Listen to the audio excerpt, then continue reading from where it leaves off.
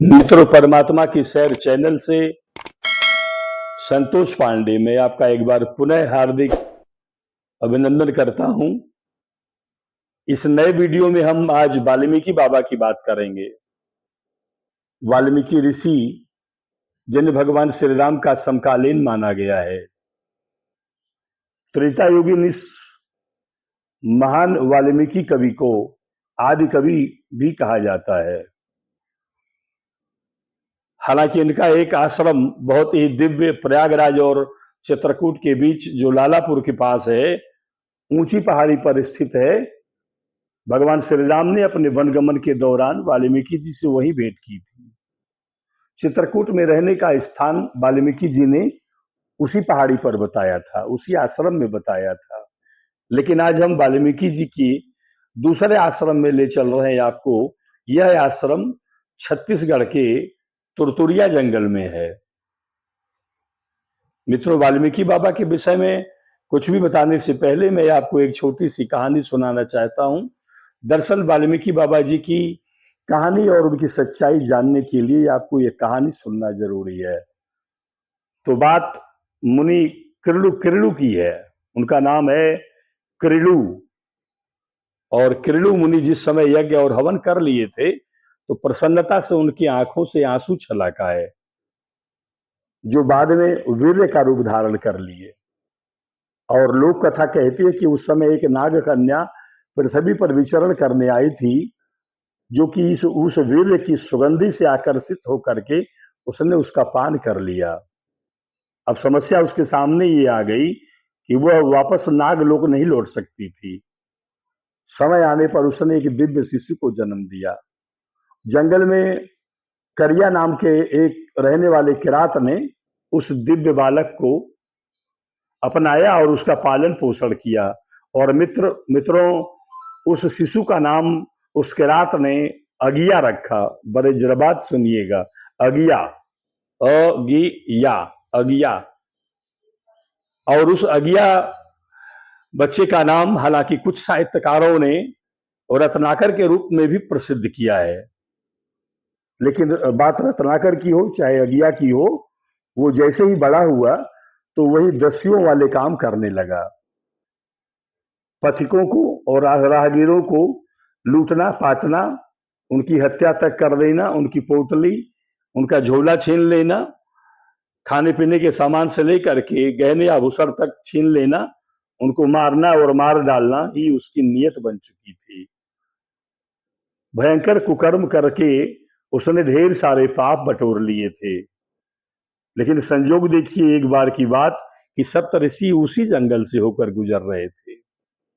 और मित्रों, सप्तऋषियों को भी अगिया नामक उस दस्यु डाकू ने रोका, उनको धमकाया कि तुम्हारे पास जो भी पोथी पत्रा, जो भी सामान हो या जो भी कीमती चीज हो, वो सब यहीं रख दो। सप्तऋषि तो ब्रह्मा जी के बाद के नंबर पर आते हैं, इतने तेजस्वी। और आप मान के चलिए कि प्रारब्ध था उस अगिया नामक डाकू का कि उसका भेंट इन सप्तऋषियों से होना था। और सप्तऋषियों ने एक सवाल पूछा अगिया से कि ये जो तुम कर्म कर रहे हो, लूटपाट का, चोर का और डाकू का, ये तुम इसका फल कौन भोगेगा? तो उस अगिया डाकू ने कहा कि मेरे इस कर्म से मेरा पूरे परिवार का पालन होता है, इसलिए मेरा पूरा परिवार इसको भोगेगा। तो सप्तऋषियों ने कहा कि पहले पूछ करके पता करो कि तुम्हारे इन कुकर्मों का फल अकेले तुम भोगोगे कि तुम्हारा परिवार भोगेगा। वाल्मीकि जी ने उन सातों ऋषियों को अलग अलग पेड़ों में बांध करके अपने घर पहुंच गए। करिया, जिस बहेलिया ने उनका लालन पालन किया था, उसने मालूम है क्या जवाब दिया? उसने वाल्मीकि बाबा या अगिया अपने दस्यु बेटे को उसने जवाब दिया कि भैया, बूढ़ा हूं, तुम मुझे खिला रहे हो, और जब तुम बच्चे थे तो मैंने तुम्हें उठा करके तुम्हारा पालन पोषण किया। इसमें परिणाम भोगने की बात कहाँ आती है? ये तो तुम्हें ही भोगना पड़ेगा। अगिया ने अपनी पत्नी से पूछा कि इन सारे कुकर्मों का फल में तुम्हारा मुझे साथ मिलेगा या नहीं? लेकिन उस पत्नी ने कहा कि जितना तुम मुझे सुख देते हो उतना ही मैं तुम्हें आनंद देती हूँ, तुम्हारे कुकर्मों के परिणाम मैं क्यों भोगूंगी? और यही जवाब उसके बच्चों ने दिया। बच्चों ने कहा कि हम लोग बच्चे हैं तो आप मेरा पालन कर रहे हैं, जब आप बूढ़े हो जाएंगे तो हम आपका पालन करेंगे। इसमें फल भोगने की बात कहाँ आई। और कहते हैं कि अगिया नामक वह दस्यु वापस आया जंगल में, सप्तऋषियों के चरणों में गिर करके लोट-पोट गया और उसने क्षमा मांगी और उसने कहा कि हे महात्मन, यदि सारे कुकर्मों के परिणाम और फल जब मुझे ही भोगने हैं तो मुझे अपनी शरण में ले लो। मैं तो इतना अधम हूँ, इतना महान पापी हूँ कि मुझे भगवान तो क्या, कोई संत सन्यासी भी मुझे अपना नहीं बना सकता, मुझे नहीं अपना सकता। सप्तऋषियों ने सोचा कि इसको गुरु दीक्षा कौन सी दी जाए।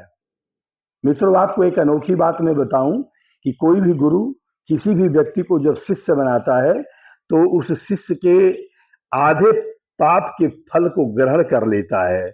और चूंकि इतने कुकर्म कर चुके थे अगिया कि उनके ढेर सारे कुकर्मों के फल का आधा हिस्सा इन सप्तऋषियों को लेना पड़ता। इसलिए सप्तऋषियों ने विचार किया कि इसको एक ऐसी गुरु दीक्षा दी जाए या इसको एक ऐसा नाम मंत्र जाप करने के लिए दिया जाए कि इसका कल्याण भी हो जाए, इसका उद्धार भी हो जाए और हमें इसके पाप कर्मों के आधे परिणाम भी न झेलने पड़े। और उन सप्तऋषियों ने आपस में विचार करके अगिया डाकू को एक मंत्र, एक नाम दिया जो मरा मरा मरा मरा मरा।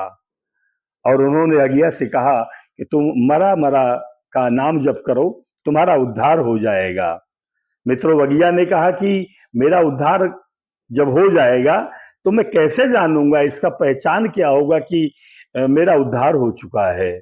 सप्तऋषियों ने उसको एक सूखी लाठी दिया और सूखी लाठी उसी आश्रम में, उसी जंगल में गाड़ दिया और उन्होंने कहा कि अगिया, जब तुम्हारे तपस्या से, तुम्हारे तपबल से, तुम्हारे नाम जब से यह सूखी लाठी हरी भरी होने लगे तो समझ लेना कि तुम्हारा तुम्हारा तपस्या फलीभूत हो रहा है, तुम्हारी तपस्या प्रमाणित हो गई है। और यह जान करके उसने वही जमीन पर लाठी गाड़ी और अगिया डाकू ने मरा मरा नाम जप करना शुरू कर दिया। मित्रों, आपको मैं बताऊं, आप खुद भी प्रयास करेंगे तो मरा मरा मराम तीसरी बार जानने पर जो मरा शब्द है वो राम बन जाता है। और कहते हैं कि भगवान राम के नाम में इतनी शक्ति है कि उसने अगिया जैसे खूंखार डाकू और दस्यु सरगना को भी ब्रह्मर्षि बना दिया, उन्हें भगवान के समकक्ष लाकर खड़ा कर दिया। और मित्रों, वाल्मीकि आश्रम में जब हम पहुंचे तो वास्तव में वो स्थान भयावह था, घनघोर जंगल से गुजरता था। हमें करीब 7 से 8 किलोमीटर उस जंगल में पहुंचने में लगा। और उस आश्रम में जब हम पहुंचे तो हमें पहली भेंट हमारी काली मंदिर पर हुई। काली मंदिर की 281 सीढ़ियां चढ़ करके जब परमात्मा की सैर की टीम ऊपर पहुंची तो वहां पर दिव्य विग्रहों के दर्शन हुए जो माँ काली के थे। और माँ काली की महिमा बताई जाती है कि माँ भगवती के रूप में यहाँ के आदिवासी, यहाँ के वनवासी पूजा करते हैं। मंगलवार और रविवार के दिन तो अधिक भीड़ लगती है श्रद्धालुओं की और भक्तों की, लेकिन मित्रों बताया जाता है कि नवरात्र के दिनों में तो यहाँ अद्भुत भीड़ हो जाती है। जंगल के बावजूद भी यहाँ पर हजारों, सैकड़ों और कभी कभी तो लाखों की संख्या पहुंच जाती है। दूर दूर के लोग आते हैं यहाँ पर काली माँ का दर्शन करने के लिए। ये 281 सीढ़ियां पार करने के बाद हमारी टीम पहुंचेगी काली माँ के मंदिर के पास और वहां पहुंच करके काली माता के विग्रह का दर्शन कराएगी। और तब तक मैं आपको बताता हूं मित्रों कि हम उसका नाम अगिया करें या रत्नाकर कहें, यही अगिया और रत्नाकर नाम का डाकू बाद में चल करके वाल्मीकि नाम से प्रसिद्ध हुआ। ये वही वाल्मीकि बाबा हैं जिन्होंने भगवान श्री राम की पूरी कथा भगवान के जन्म से पहले लिख दी। इनको भगवान ब्रह्मदेव द्वारा, यानी ब्रह्मा द्वारा दिया गया दिव्य चक्षु था, जिसके जरिए वाल्मीकि जी भूत, भविष्य और वर्तमान सब कुछ देख सकते थे और उन्होंने देखा भी। मित्रों, वाल्मीकि जी का भगवान श्री राम के जीवन में बड़ा अहम रोल है।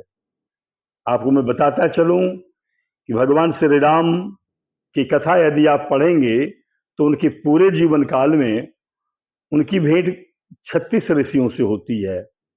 उन 36 ऋषियों में मुनि वशिष्ठ, मुनि विश्वामित्र, अगस्त बाबा, दुर्वासा ऋषि, अंगिरा ऋषि, यत्री ऋषि, भारद्वाज ऋषि और ढेर सारे नाम हैं। लेकिन उसके अलावा वाल्मीकि जी का भी इनके जीवन में काफी अहम रोल आता है।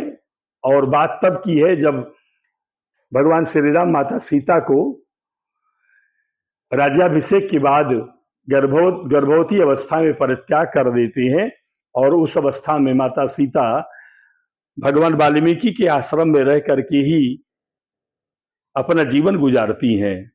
समय आने पर लवकुश का जन्म होता है।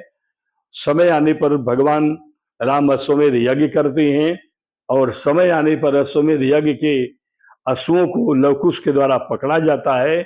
समय आने पर लक्ष्मण जी, भरत जी और शत्रुघ्न लवकुश से युद्ध करते हैं और हारते हैं, बेहोश किए कर दिए जाते हैं। और मित्रों, समय आने पर लवकुश के द्वारा स्वयं हनुमान जी को बंधना पड़ता है। और मित्रों, समय आने पर भगवान श्री राम को अश्वमेध यज्ञ का अश्व छुड़ाने के लिए स्वयं जाना पड़ता है, जहां जा करके उनकी भेंट माता सीता से होती है और वहां पर उनकी भेंट अपने दोनों पुत्रों लवकुश से भी होती है। और वहां पर जा करके युद्ध की इति होती है और परिवार का सुखद मिलन होता है। और मित्रों, हम वाल्मीकि बाबा के उसी दुर्लभ स्थान पर हैं, उसी दुर्लभ आश्रम में हैं। हालांकि यह क्षेत्र आदिवासियों द्वारा घिरा हुआ क्षेत्र है। मित्रों, कहा जाता है कि इस तुरतुरिया नामक भयंकर जंगल में पांडवों ने भी अपना वनवास काल गुजारा है। और दूसरे शब्दों में मैं आपको बताऊं कि इन घनघोर जंगलों में दो ही लोग पहले रहा करते थे, या तो ऋषि मुनि रहा करते थे और या तो राक्षस रहा करते थे। इसीलिए भगवान श्री राम ने वनवास के दौरान इन घनघोर जंगलों में जाना उचित समझा। जगह जगह पहुंच करके उन्होंने तपस्या, यज्ञ और हवन और अपने नाम जप में लगे ऋषि और मुनियों का संतरास मिटाया। भगवान ने उन ऋषि मुनियों का कल्याण किया, उनको दर्शन दे करके उनका उद्धार किया। और दूसरी ओर उन्हीं जंगलों में रह रहे विकराल, विकट और क्रूर कर्मा पापी राक्षसों का उन्होंने अंत भी किया।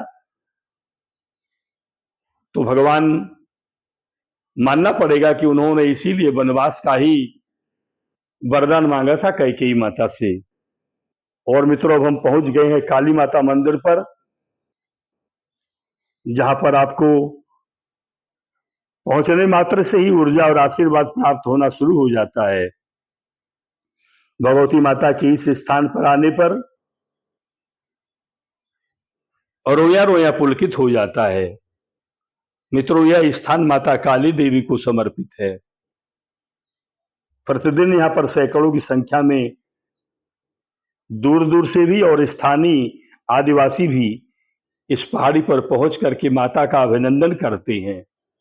माता को नारियल और चुनरी चढ़ा करके उनका आशीर्वाद प्राप्त करते हैं।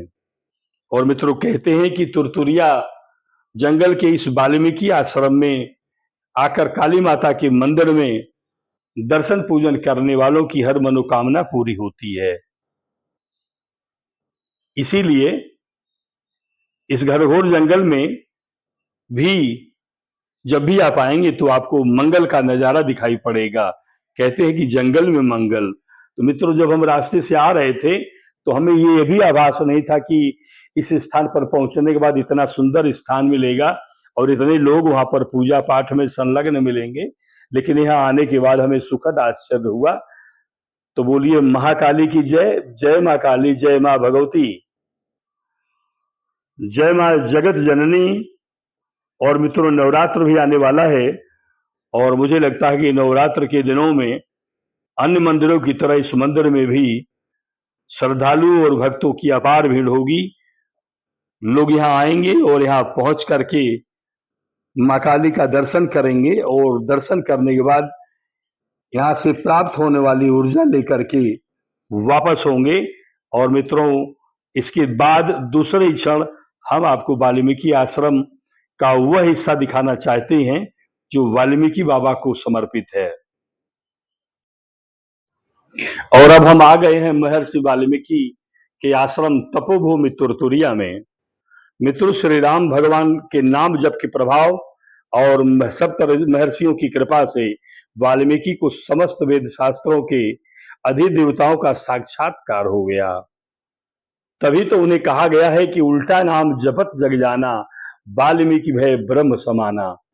कहा गया कि ब्रह्मा अर्थात वेद के समान सर्वज्ञ एवं परम प्रामाणिक हो गए मुनि वाल्मीकि जी।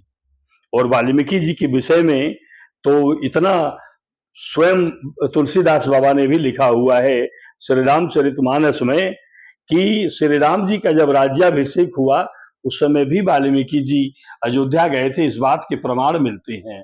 और ये देखिए, यहाँ का जो निर्मल और बिल्कुल ही प्राकृतिक झरना है उसको बाहर निकलने के लिए गोमुख का आकार दिया गया है। और ये शनिदेव महाराज हैं। मित्रों, श्री राम भगवान के विवाह में अनेक ऋषि मुनियों के साथ में स्वयं वाल्मीकि जी के भी जाने का प्रमाण मिलता है। और यही नहीं, वे मिथिला में भी गए थे। और तुलसी बाबा ने लिखा ही है कि वामदेव अरुदेव ऋषि वाल्मीकि जाबाली, आए मुनिवर निकर तब कोशकाद तपसाली। दंड प्रणाम सबई नृप कीने, अपूज्य सप्रेम वरासन दीन्हे। चार लक्ष्वर धेनु मंगाई, मुदित महिष महिदेवन दीन्हे। मेरा मतलब ये है कि वाल्मीकि जी के भगवान श्री राम के समकालीन होने का प्रमाण स्वयं तुलसीदास जी ने अपने इस दोहे और अपने इस चौपाई में दे दिया है। मित्रों, भगवान श्री राम स्वयं भी वाल्मीकि जी का बहुत आदर करते थे। मित्रों, यह मैप है जो हमारे डॉक्टर श्री राम अवतार शर्मा जी द्वारा स्थापित किया गया है। मित्रों, तुरतुरिया जंगल के इस वाल्मीकि आश्रम को रामायण सर्किट की सूची में भी जगह दिया गया है।